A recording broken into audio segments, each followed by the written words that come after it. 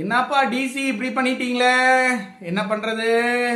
நல்லா பவுலிங் பண்ணிட்டு இருந்தாரு, ஸ்ட்ரீக்கு சூப்பர் ஓவர்லாம் ஜெயிச்சு கொடுத்தாரு. ஆனா நான் 5 பாலுக்கு 5 4 கொடுத்துருக்காரு. ஓகே, நம்மளோட ப்ரிடிக்ஷன் டிசி தான் வின் பண்ணுன்னு சொன்னோம். ஆனா ஜிடி வின் பண்ணிருச்சு. ஜிடி வின் பண்ணதுக்கான மிகப்பெரிய காரணம் என்ன அப்படின்னா 2 பேரை அடிச்சு சொல்லலாம். அந்த 2 பேர் என்னன்னா, பவுலிங்லாம் அவங்க நார்மலாக தான் போட்டாங்க. சுதர்சன் சூப்பராக விளையாண்டாரு.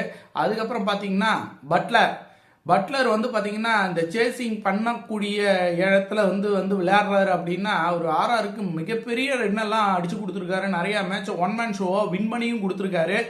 நேற்று அவருடைய கேம் ஃபீல்டிங்லேயே நீங்கள் பார்த்துருக்கலாம். பட்லர் பார்த்தீங்க அப்படின்னா ஃபீல்டிங் பண்ணும்போது முந்தானத்து போன மேட்ச்சுக்கு முந்தின மேட்ச்சில் பார்த்தீங்கன்னா ஒரு கேட்ச் மிஸ் பண்ணாரு, 2 கேட்ச் மிஸ் பண்ணாரு, ஸ்டெம்பிங் ஒன்று மிஸ் பண்ணாரு, தடுமாறினாரு. ஆனால் நேற்று மேட்ச்சில் ஃபீல்டுலேயே பார்த்தீங்க அப்படின்னா ஃபீல்டிங்லேயே செம்ம பரபரப்பாக ஃபீல் பண்ணார். அது பேட்டிங்லேயும் தெரிஞ்சிச்சு.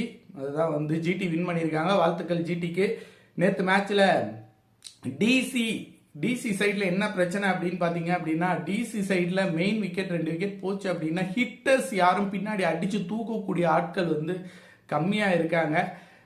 அதை அவங்க மாற்றிக்குவாங்கன்னு நினைக்கிறேன். அவங்க சேசிங் நல்லா வருது. ஃபர்ஸ்ட் பேட்டிங் பண்ணாங்கன்னா சொதப்புறாங்க, அப்படிதான் பாயிண்ட்டு. அந்த ரன்னு பத்தாது. இன்னும் ஒரு 10 ரன் 20 ரன் சேர்த்து அடிச்சிருந்தாங்கன்னா கான்ஃபிடென்ட்டாக வின் பண்ணியிருப்பாங்க. அந்த ரன் நிஜமாவே பத்தாது. அவ்வளோ ரன் வந்தது பெரிய விஷயம் இல்லை. ஆனால் அந்த ரன்னுக்குள்ளே கண்டெயின் பண்ணுறதுக்கு கொஞ்சம் தடுமாறிட்டாங்க. ஜிடி இப்போதைக்கு டேபிள் டாப்பராக இருக்காங்க. அடுத்து வரக்கூடிய மேட்ச்லாம் அவங்க என்ன பண்ணுறாங்க அப்படிங்கிறத பொறுத்திருந்து பார்ப்போம். ஒரு நல்ல டீம் தான் ஜிடி. வெயிட் பண்ணி பார்ப்போம்.